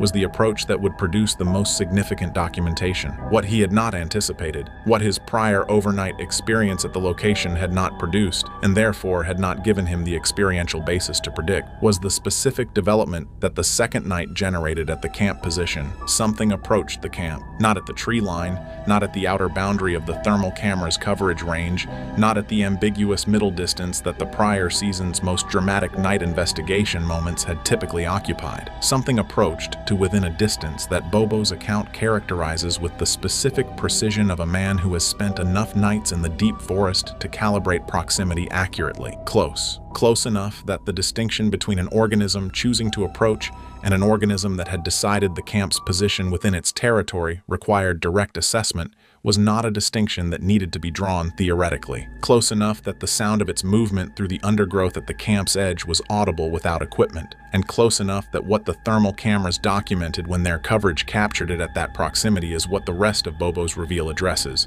and what Animal Planet's editorial process determined the audience could not be shown. The thermal camera coverage of the camp perimeter during the period of the approach documented something that the Finding Bigfoot production's prior 11 seasons of investigation had not produced at comparable proximity. A thermal signature whose characteristics, documented at a range that the camera's resolution was fully adequate to capture in detail rather than in the ambiguous outline that distance typically produces in the show's thermal footage, established the following with the specificity that close-range thermal imaging permits. The signature was bipedal, not the intermittent bipedalism of a bear investigating a scent or responding to a disturbance. The sustained, habitual, mechanically efficient bipedalism of a species for whom walking on 2 legs is the primary and natural mode of locomotion. The gait pattern visible in the thermal footage across the frames that captured the approach to the camp perimeter was analyzed by Bobo in real time with the practical biomechanical reference framework his years of close observation of large primate locomotion in field conditions had built, and his real-time assessment was that what the camera was showing him was bipedal locomotion of a quality and a fluency that no known North American species other than a human being produces. It was not a human being. The thermal signature's dimensions, the shoulder width, the overall body mass as indicated by the heat signature's size, the limb proportions visible in the camera's resolution at that range, placed it outside the human size range in a manner whose clarity the proximity of the documentation did not permit to be ambiguous. Bobo's account of reviewing the thermal footage in real time on the monitoring screen during the approach is the element of his reveal that communicates most directly what the experience of that night produced in a man whose decades of fieldwork had given him the most extensive experiential reference framework in the team for assessing exactly this category of evidence. He has described the moment of seeing the signature clearly on the monitor, seeing its dimensions, its bipedalism, its proximity, with a consistency across the different accounts of his reveal that communicates something specific about what that moment produced in him. Not excitement, not the performance of excited discovery that the show's broadcast format had cultivated across 11 seasons. Something quieter, the quality of a man who has been looking for something for a very long time and has just seen it in a form that his entire prior search had not produced. Close, clear and unambiguous in a way that the preceding years of ambiguous evidence had not been. What the cameras documented at the camp perimeter that night is what Animal Planet reviewed and what Animal Planet buried, and what it shows is what Bobo just described for the first time outside the production's internal record. The Finding Bigfoot team's response to what the thermal cameras were documenting at the camp perimeter during the approach is captured in the investigation's recording infrastructure and described by Bobo in his reveal with the plainness that his communication style has always applied to significant field events, not dramatized, not amplified, just described in the specific terms that make clear what happened and what each team member's response to it was. The team was together at the monitoring position when the approach occurred. They were not distributed across the investigation area in the deployment configuration that the active investigation sessions used. They had returned to the camp position for a scheduled equipment check and were reviewing the monitoring feeds together when the signature appeared in the perimeter camera coverage. All four of them saw it simultaneously. Bobo's account of what each team member's response was in the moment the signature resolved on the monitor is one of the most humanly significant elements of his reveal, because the specific quality of each response communicates something about what the signature's close-range clarity produced in people with different relationships to the evidence that Bigfoot research produces. Matt Moneymaker went quiet in a way that Bobo describes as unlike his typical response to significant evidence, not the organized, analytically engaged quiet of a researcher processing a finding, but the specific silence of a man whose entire professional life has been organized around the pursuit of exactly what the monitor was showing him, confronting it at last in a form that his professional framework was not fully adequate to process. Cliff Barackman picked up his documentation equipment and began recording the monitor feed with a methodical precision that Bobo describes as the most focused he had ever seen Cliff operate in a field situation. Not excited, not hesitant, just completely absorbed in the documentation task in a way that reflected his understanding that what was on the monitor was what his forensic research career had been building toward. Ranae Holland said one word. Bobo does not reproduce the word in his reveal. He describes it only as the word that a scientist who has spent 11 seasons applying rigorous skepticism to the evidence for Bigfoot's existence says when the evidence in front of her exceeds the explanatory reach of the skeptical framework she has been applying. The word communicated that her framework had reached its limit. Whatever she said in that moment is in the production's audio record. Whether it will ever be in the broadcast record is the question that Animal Planet's editorial decision about the investigation's footage has kept unanswered. Animal Planet's decision to pull the footage from the investigation Bobo is describing was communicated to the Finding Bigfoot production within a time frame that he characterizes in his reveal as faster than any prior editorial decision in the show's 14-season broadcast history. Not deliberated, not subjected to the extended review process that content decisions of comparable significance typically require in the operational rhythm of a cable television network. Made quickly, communicated clearly, and implemented with a totality that reflected institutional certainty rather than editorial consideration. Bobo's account of how the decision was communicated to the team is one of the most revealing elements of the entire disclosure, because the manner of the communication told the team as much about the nature of the decision as the decision itself. It did not come with an editorial justification. Networks that pull content for ordinary content management reasons provide explanations. The evidence is too ambiguous for the show's evidentiary standard. The footage raises legal concerns about the location's owner. The content exceeds the network's programming parameters for its audience. The communication about the investigation footage provided none of those conventional justifications. It provided an instruction. The footage was not to be broadcast. The investigation was not to be referenced. The production was to proceed with its schedule as though the investigation had not occurred. Bobo's response to that instruction,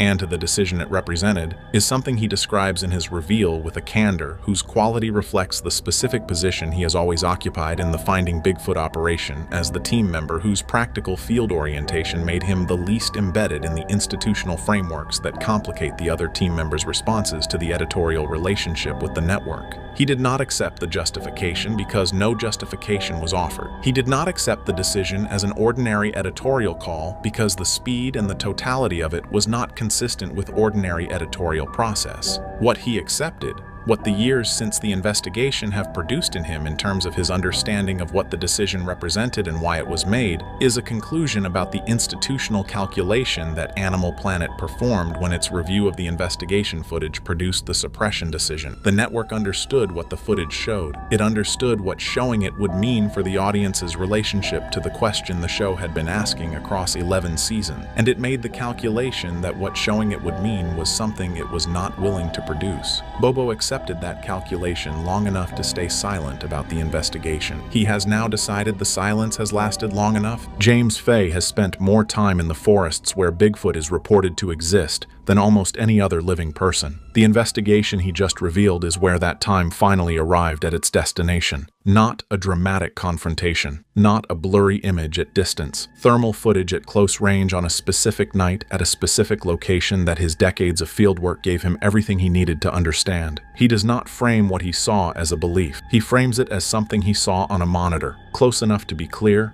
documented well enough to be unambiguous, and buried by the network before the audience could see it, because the audience seeing it would have made the question Finding Bigfoot had been asking for 11 seasons impossible to keep asking. 11 seasons of thermal signatures and acoustic responses and track evidence were the approach. The investigation nobody was allowed to see was the arrival. Animal Planet made sure the audience never got there. Bobo just took them there anyway. In the plainest terms he knows, the way he has always done everything in those forests, without performance, without doubt, and without any more silence about what he saw